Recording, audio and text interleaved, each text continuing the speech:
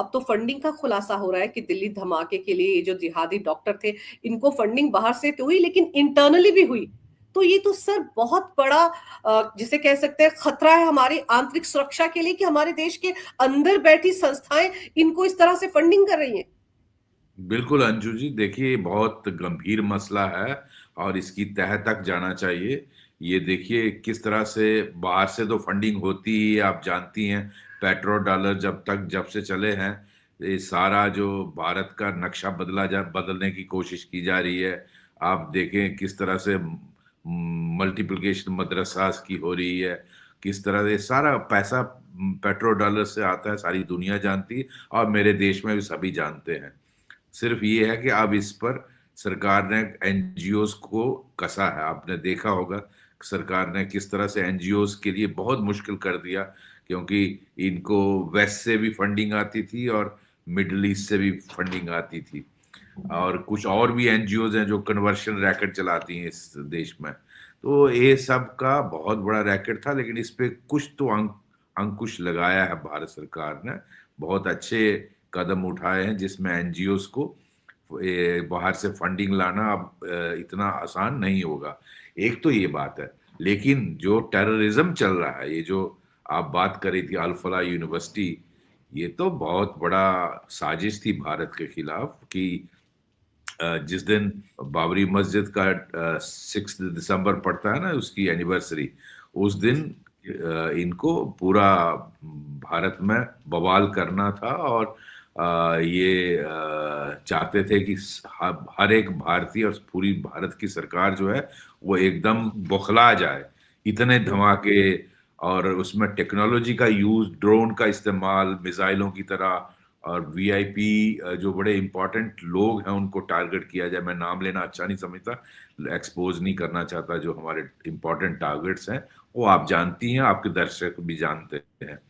तो इस तरह इंपॉर्टेंट इंस्टॉलेशंस हैं, जैसे धमकियां दी जाती हैं, आपको पता ही है कि हम उसको उड़ा देंगे, इसको उड़ा देंगे। ये उन सब को टारगेट करने की कोशिश थी। आप देखिए फंडिंग बाहर से आ रही है, कोई हिसाब किताब नहीं है, कौन दे रहा है, इसकी जड़ पे जाना नहीं पड़ चाहिए कि टेररिज्म को at the backyard of Delhi.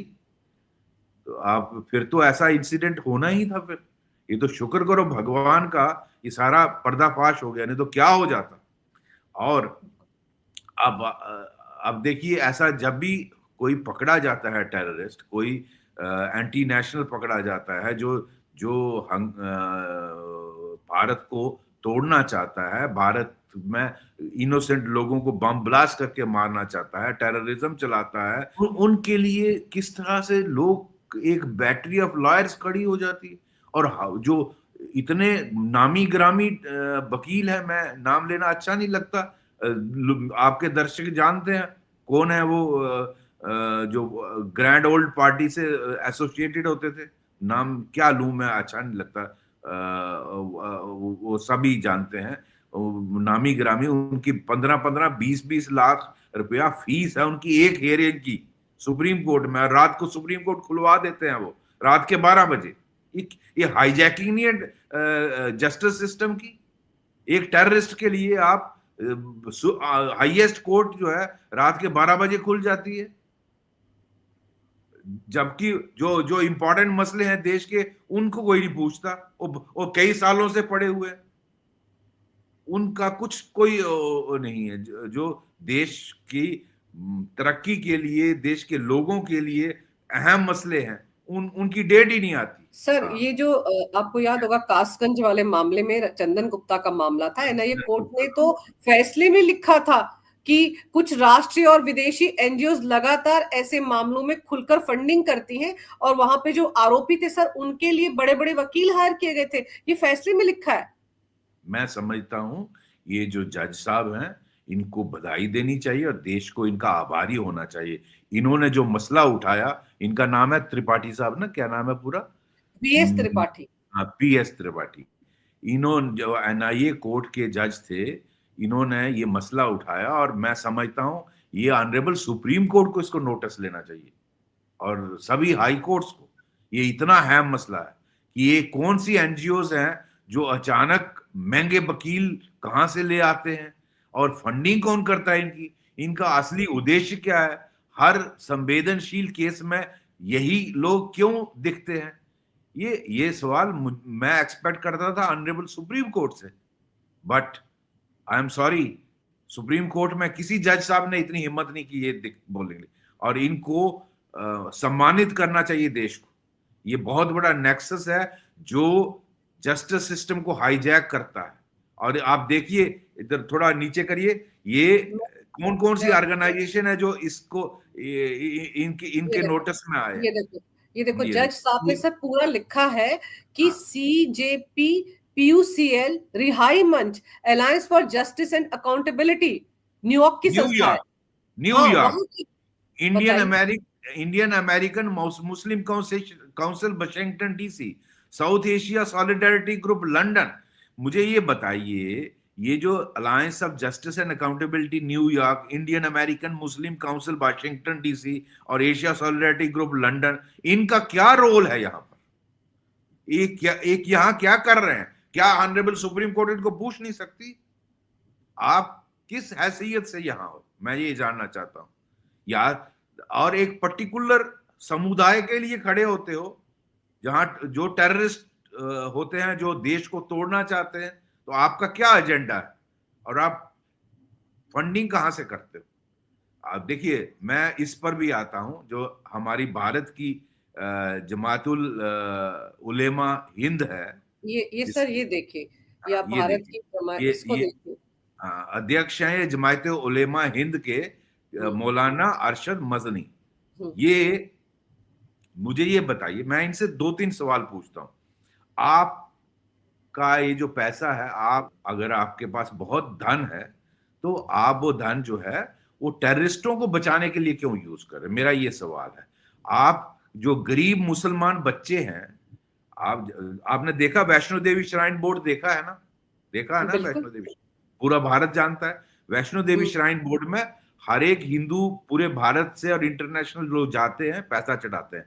उस पैसे से हम हमारा श्राइन बोर्ड यहाँ यूनिवर्सिटी चलाता है, जिसमें हजारों बच्चे पढ़ते हैं। यहाँ मेडिकल कॉलेज अभी खुला है, आपने देखा हो कंट्रोवर्सी में था कि पहला सेशन था, 50 सीटों में से 42 सीटें नॉन हिंदुओं को दी, मुस्लिम्स को दी। एक सरदार है 50 में से, 7 हिंदू हैं और 42 मुस्लिम्स हैं। वो भी गलत है, लेकिन चलो वो मुद्दा डिफरेंट है, वो उस पर अभी मैं बात नहीं करूंगा।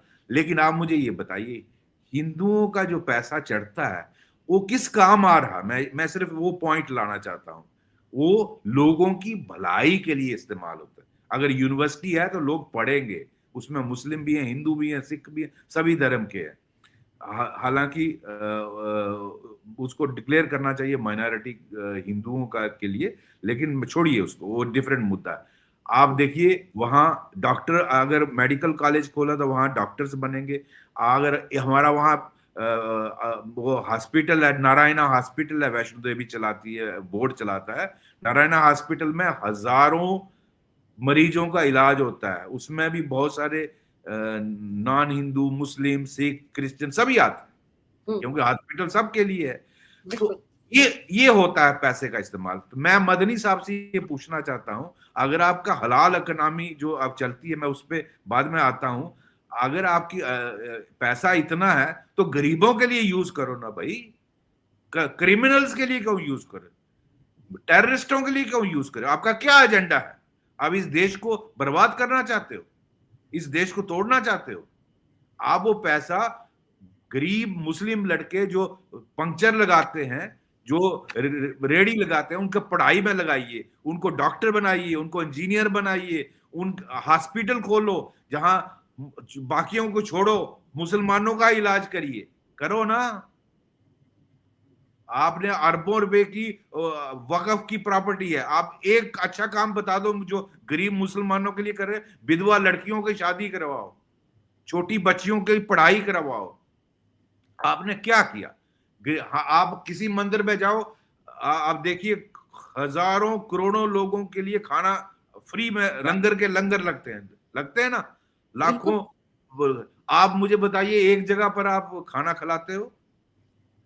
गरीब मुसलमान जो आते हैं, मस्जिद में या वहां, उनको खिलाओ ना खाना, उनको सर परेशान। मस्जिदों में तो सर मस्जिदों में तो भड़काऊ तहरीरें दी जाती है ना। अब आप सोचिए कि जो अलफला वाला मामला है उसको ये मदनी क्या रंग दे रहे हैं। उनका कहना है कि अगर किसी यूनिवर्सिटी का वाइस चांसलर मुसलमान होगा तो वो जेल जाएगा। आप सोचिए वो जवाद सिद्दीकी उसकी पैरवी कर रहे हैं। और ये जमीयत उलेमा हिंद ही है सर जो बड़े बड़े वकीलों को हायर करती है शर्जिल इमाम और उमर खालिद जैसे लोगों के लिए। उनका मामला भी तो सुप्रीम कोर्ट में चल रहा है। आप देखिए कैसे बड़े बड़े वकील जो एक अपीयरेंस का 15 लाख लेते हैं वो उनके पक्ष में खड़े। तो सवाल तो बिल्कुल सही उठाया था ना एनआईए इस कोर्ट के जज ने फैसला सुनाते वक्त कि कहां यस से आ जाते हैं ये महंगे वकील, कौन इनकी मैं फीस देता मैं है।